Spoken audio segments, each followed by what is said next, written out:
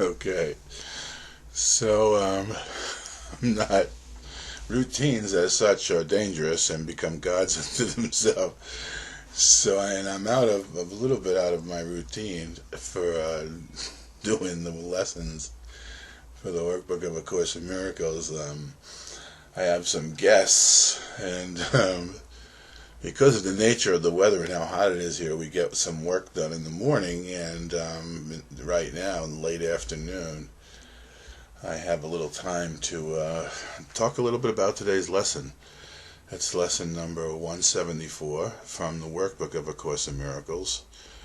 And it's a review lesson. The review lessons are fairly self-explanatory. Of course, I advise all the time reading the review section that comes before each lesson, where Jesus discusses a little bit about what's been occurring and what is going to occur as we proceed with these review lessons. God is but love, and therefore so am I. Into his presence would I enter now. God is but love, and therefore so am I. And I guess the reason why I'd be laughing at this point in time is because, I mean, before you enter into the presence of God, the idea that God is but love, and therefore so am I, is sort of just a concept. But once you enter into that presence, you know the validity of the concept, and yet the magnitude of what lies beyond the concept when you actually experience being in that presence. And I don't know, I was going to talk a little bit about why some people, the idea that the time of revelation has been set by the mind, within the mind itself, and many people discuss and talk about how they want to have revelation and they're ready for a revelation. But the truth of the matter is, when you have a revelation and you really do enter into the presence of God, you're really no longer, you begin to understand, first of all, why you've never fit in the world of space and time, and why you have so much trouble operating, and why there's so much resistance and so much feelings of futility and meaninglessness. Because in the presence of God, it's beyond the idea of total meaning. It's direct, pure communication, wherein which there is no separation. There's no separation whatsoever, and it changes you. And and many people think that they're ready to have the revelatory experience simply because they're feeling a futility and a frustration within the world of space and time. But until you actually are no longer, how do I say this? When you're ready, you're no longer destined or long for the world, because in effect you've come to the point in your own mind where you've tried to make it work, you've given it all the reality and meaning in it, and you just come up short at every turn, and every turn is the same. Every road leads to the same dead end. It all leads to death, and finally even death doesn't solve the problem, and there's nothing left, no place left to go in your own mind, and certainly nothing left to pursue in the world. And it is at that time when your mind, and I don't know if the right word is karma, and your dharma is no longer lies within the world, but lies beyond, and you're ready to take your place and begin to function, not as something seeking for satisfaction or anything within the world of space and time, but as a being, as a soul, as a spirit that once you enter into the presence, you understand both why you've not been able to be successful, why there is no success in world and space and time, and you also begin to understand the next part of this review lesson. Today I learned to give as I receive, because it is in that action of mind wherein which we receive everything that's available to us and given to us by the presence of God in our mind and by the presence of us within His mind. And all things are given there to be received by us. And the way we continue to create and experience life as the flow of eternity and infinity is to give as we have received, and you begin to lose the need for retention or laying up stores. It would be a good way. There would be no reason. It becomes laughable to lay up stores for what? What is the purpose of laying up stores?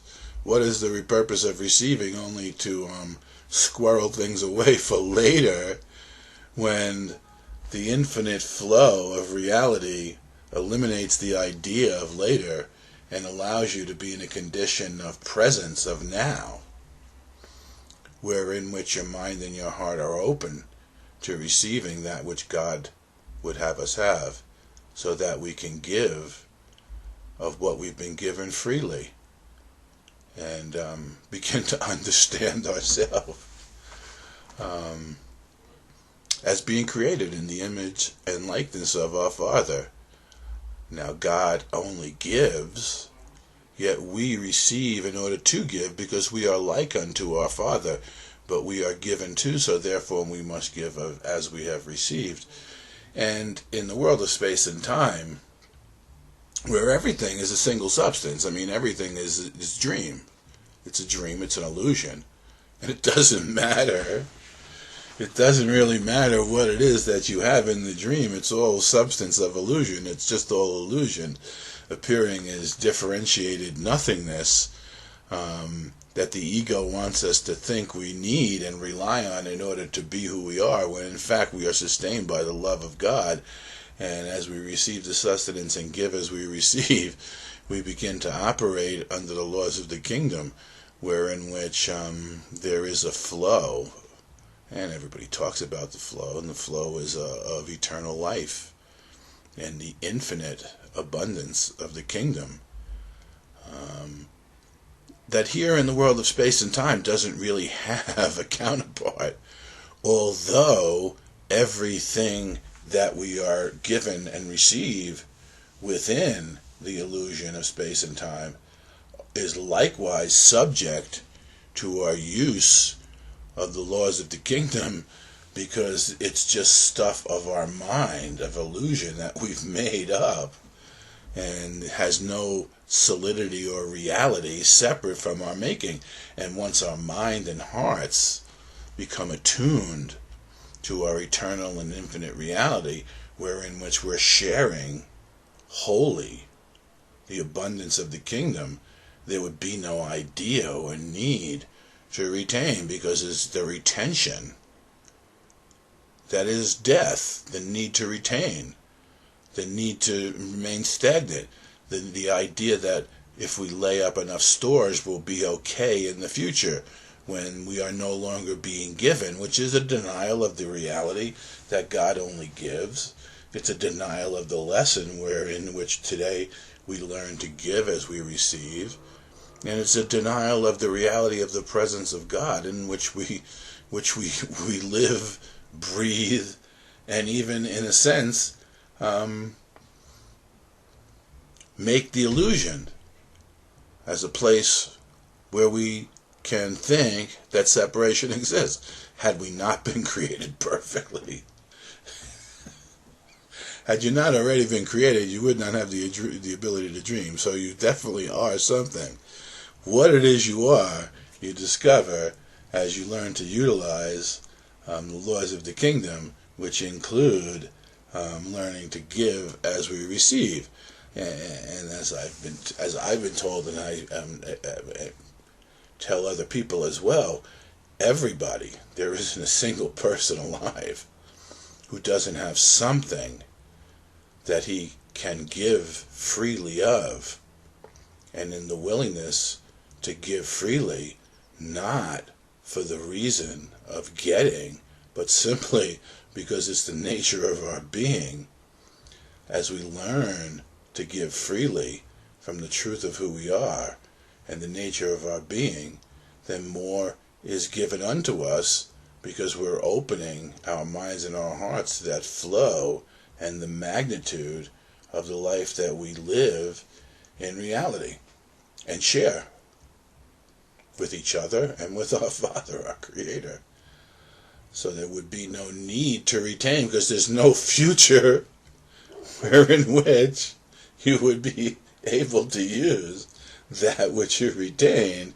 And yet, if you decide that there are things that you want to retain, you are assuring yourself of a life within space and time, living by the laws of space and time, wherein which you're saving up for a future time when something other is going to occur. And the whole nature of separation is that there's something other or something different than the whole perfect reality that we're part of now. So God is but love, and therefore so am I. Into his presence would I enter now.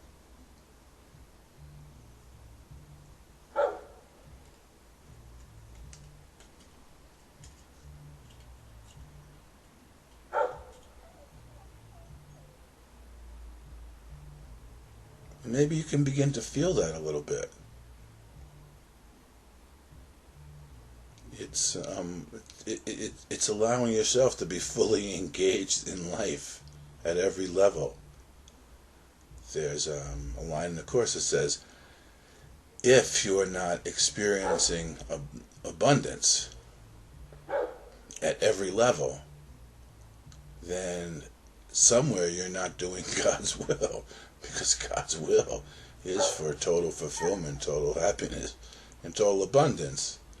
Now, that's not something to use to judge yourself by, but it is something to use so that you could allow your heart and your mind to be realigned and attuned to the oneness, to the atonement. And you begin to feel it. I mean, it's a flow of vitality, of life. It'll heal you. It'll offer you the supply of what you require in order to fulfill your function. It'll show you an efficiency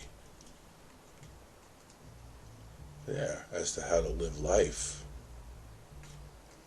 that bears no resemblance to anything of this world, but is based on divine timing, not the laws of the world, and not the nature of space and time as segmentations of the past, present, and future, where we can look at the past and say, okay, in the past I was lacking, so in the present I will save for the future. That's just one way to assure ourselves of death, not of life. Because life is eternal. There's nothing to save up. I mean, it is...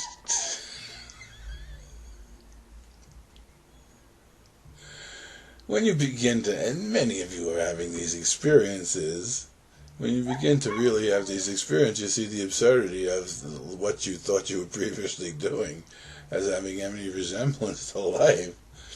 And you begin to remember that, oh, I get it, that's why we kept on dying, because we were denying ourselves our daily bread. by thinking there was a future in which we may need something more than we need it now, as if you, who have been given everything, possibly ever need anything. And the way you begin to understand that is through the giving, not through the retention. You really do begin to laugh at the absurdity of the ways of the ego in the face of the joy that you experience as a soul in the kingdom, where your being is part of the beingness of all reality, and everything is available to you now.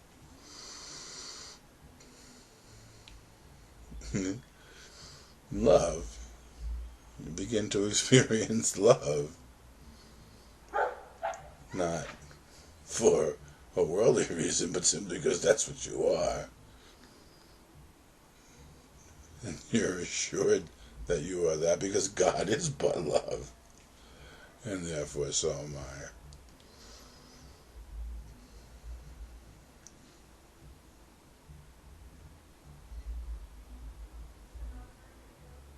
So enter into His presence now and see the ease which you can give freely of what you've received, with the understanding that you're not going to get anything. You're not going to get eternal life. You already are eternal. You're just going to remember the eternal nature of your own creation and how this is occurring right here and right now. You'll begin to laugh at the ways of the ego and the ideas that the kind of concepts that the ego uses to try to distract you from the truth and offer you once again death, which obviously doesn't solve the problem if the solution is love. So enter into His presence with me.